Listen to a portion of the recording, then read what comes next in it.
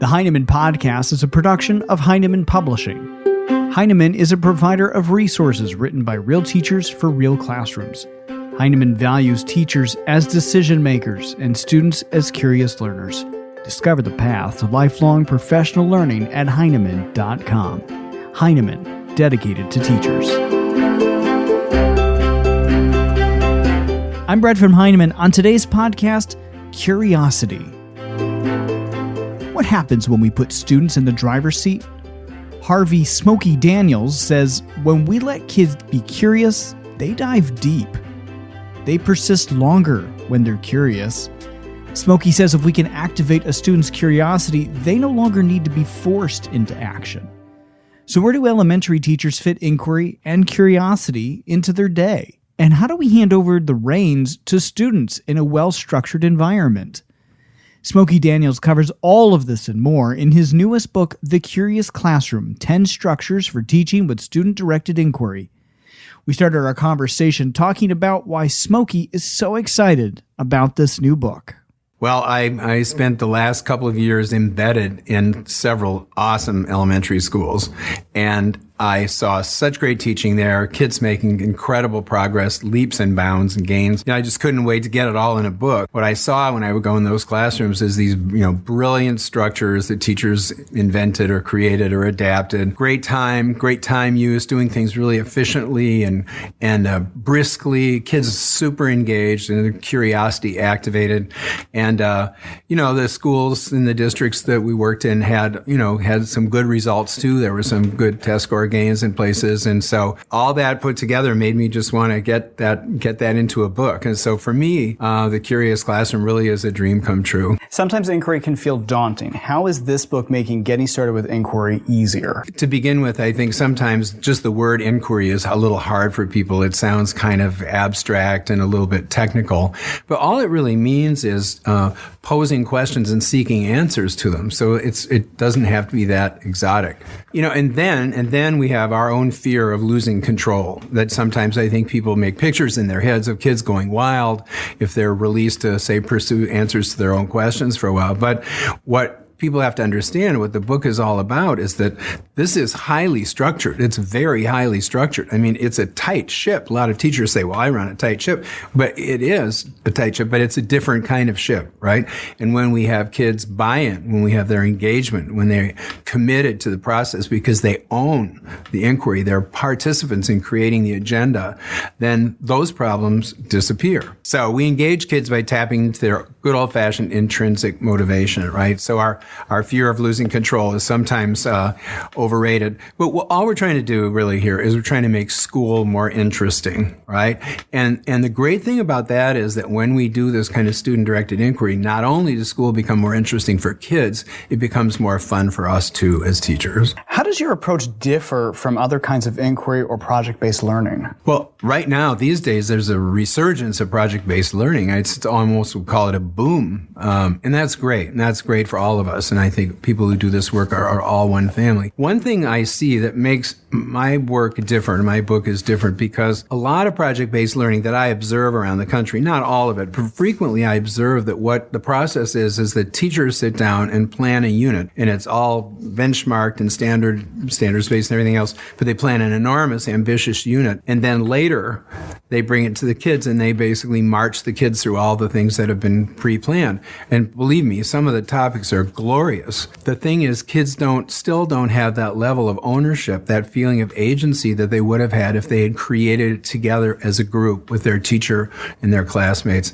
So we call our approach student-directed inquiry instead of, say, project-based learning. There's an interesting shade of difference in the meaning of that, Now, what happens in the student-directed model is then kids have to take more responsibility.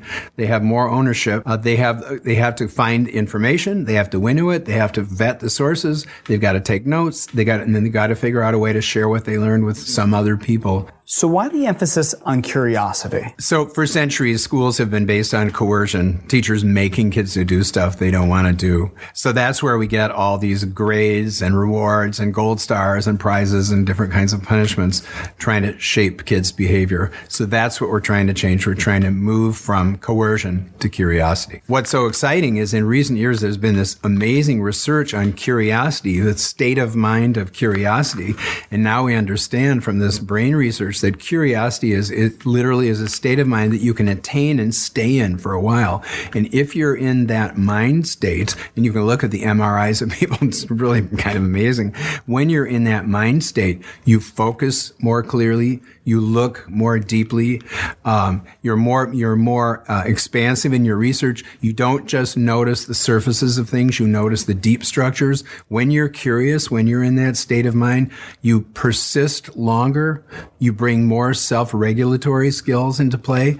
All these are attributes of getting in that curious frame of mind. One of the things we see is, holy cow, if kids' curiosity is activated, they don't need to be coerced. If we can make school interesting, bring kids' questions in, then all that tradition of a lot of that behavioral shaping and contention and worry and stuff goes away. We often say the big job of this work is to make school more interesting. What would you tell someone who wants to get started with inquiry? Well, I tell them start small, and that's really how the book proceeds. It's got a ladder of 10 steps, 10 different structures you can use to integrate student-directed inquiry into your class. And it begins with short amounts of time and simple structures with kids, and then moves on to more and more complex and challenging ones if you want. Now, for example, the first chapter in the book talks just about the teacher modeling their own curiosity, us showing kids our curious life. So talk about an easy way to begin this. You're in charge. It's you in front of the kids, and you come into class and you spend 3 minutes and you say, you guys, I'm reading this unbelievable book. I'm enjoying it so much. Let me read you a paragraph that really struck me last night, right? Or tell the kids about a project you're working on around home. One of the teachers in the book had terrible feet. It's the first story in the book, Megan's terrible feet, right? And she tells the kids about how she's trying to rehab her feet so she can begin running again. She's a huge athlete, right? And the kids are fascinated, totally fascinated. So talk about an easy start. All you have to do is find 2 minutes, 5 minutes, and let kids know what a curious person you are in your out-of-school life. So what so many teachers tell me is once you take the risk, once you get your courage up and let kids do some pose and pursue some of their own questions, even if it only takes 5 or 10 minutes, what happens is then the kids come back and they prove to you how amazingly trustworthy they are. And in fact, you can move from coercion to curiosity in the classroom. And again, it's the kids who prove it to us with the work they do when we trust them. One more hint about getting started, I would say find a friend, find a colleague. In my work around the country over all these years, one of the things I feel like I've discovered is that the voluntary outbreak of teacher collaboration, oftentimes grade level team members, but sometimes cross grade level, when teachers partner together because they want to and because they're excited and they're into it, that's the secret sauce of school change, of school improvement. I really believe that. Smokey, why is inquiry good for kids? Well, in the first place, we have lots of research that shows that inquiry work for kids increases their engagement in school, raises their academic achievement, and teaches them social skills that they can use throughout their life. So there are a lot of benefits. Actually, a story that just happened. One of the schools in the book 4 years ago was on probation in their state. And 2 years ago, after having adopted this model across the whole building, they got off probation and became a school that met expectations. Yesterday, I got a text from the principal, and this year they now listed as exceeds expectations. It's the fastest turnaround I've ever seen in a school, and I've done a lot of school change work. That school is like a little rocket riding up on student-directed inquiry. Where does curiosity and inquiry fit into an elementary teacher's day? The book offers 10 ways, 10 models for you to bring inquiry into your classroom, no matter what kind of schedule you have. And each chapter, each of those 10 chapters offers 3 or 4 different models. So in all, there are 33 different specific models, step by step, about how you could initiate inquiry in your classroom. So many teachers find time to begin with inquiry work during morning meetings. They can find a little space in there to do something small. Other teachers begin setting up a wonder wall or a question board in the classroom where kids and the teacher can post wonderings they have as the day goes by. Some of those might be about the curricular unit we're working on right now. Some of those might just be about questions that pop up to individuals in the room. So then you set aside time to come back to that wonder wall at some time, maybe the end of the day, maybe Friday afternoons for 20 minutes, and then give kids a chance to briefly research the questions. Pick one off the wonder wall, something, maybe it was your burning question or was someone else's hot topic, and pick a question and spend 10 minutes or 15 minutes looking into it. So other teachers have found a lot of success with instituting something we call soft starts at the beginning of the day. So when the kids come in, instead of just the bell rings and the teacher starts talking, they have 10 minutes or 15 minutes or 20 minutes where, for example, they can pursue an investigation of their own. They can do independent reading. Some places teachers say they can talk quietly, but it's a soft, gentle starts, as we call, helping kids find their own way into the day instead of that jangling, harsh startup. One of my favorite stories in the book from Easton School in Iowa, the fifth grades, there's 4 rooms at the end of the hall, and every day when the kids come in off the bus, they come in and they throw down their backpacks and they go in these classrooms and they start dancing, and they turn on loud music, which the kids have picked, and they dance and they do slides, they do line dances, and then when I came in, one of the kids said to the teacher, "Can we do a conga line?" And Miss Schellebarger said, "Sure, you can do a conga line." So about 8 kids grabbed each other and they snaked off in the hall to the next, and they went all around to all 3 other classrooms, because all your friends aren't necessarily in your own homeroom, right? So it's a greeting ritual. It sounds crazy, when you see it, you go, I don't know. But these teachers have a theory of adult development. This is actually very principled, that why would we spend the whole day trying to bottle up all that energy? Kids want to say hi, they want to blow off some steam.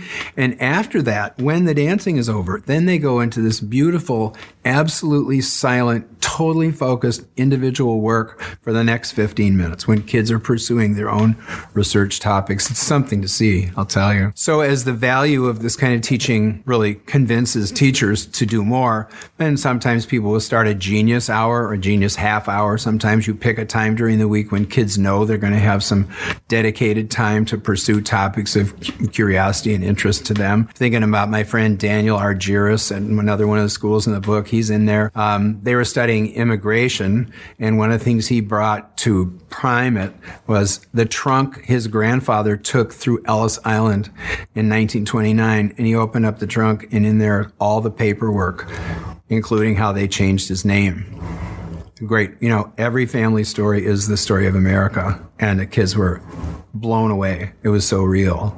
How does inquiry look different between primary and intermediate grades? It doesn't differ that much. The pre-Ks and kindergartners might not be able to write very well, and there's only so much they can read, but mainly we use all the same tools and structures at all levels. One of my favorite kindergarten stories in the book, at Glenwood School, the kids were studying kindergarten. They were studying spring, and the teacher said, "Well, why don't you guys draw some pictures of spring things? What are you noticing now that's happening out around us?" And so kids start drawing spring things. One kid's drawing a bee, and he hollers out, "Hey, what color are bees' wings?"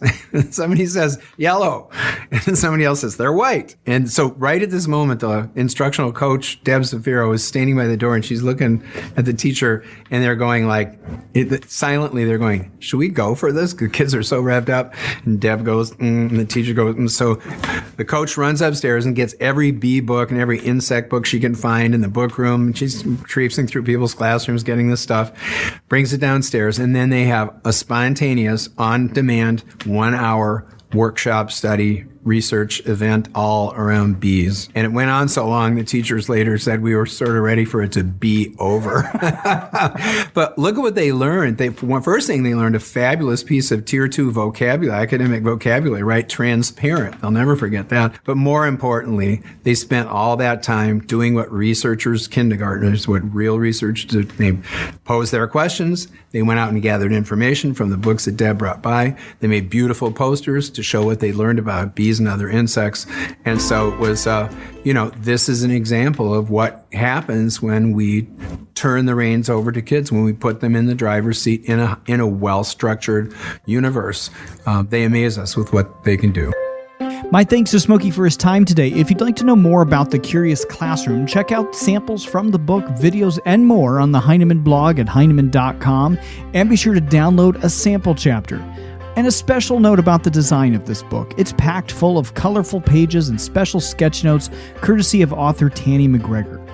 Well, that's all the time we have for today. Be sure to subscribe for more podcasts and follow us on Facebook, Twitter, and Instagram. Plus, you can get a daily teacher tip right on your phone directly from Heinemann authors by downloading the Heinemann Teacher Tip app. All this and more on Heinemann.com. Thanks for listening.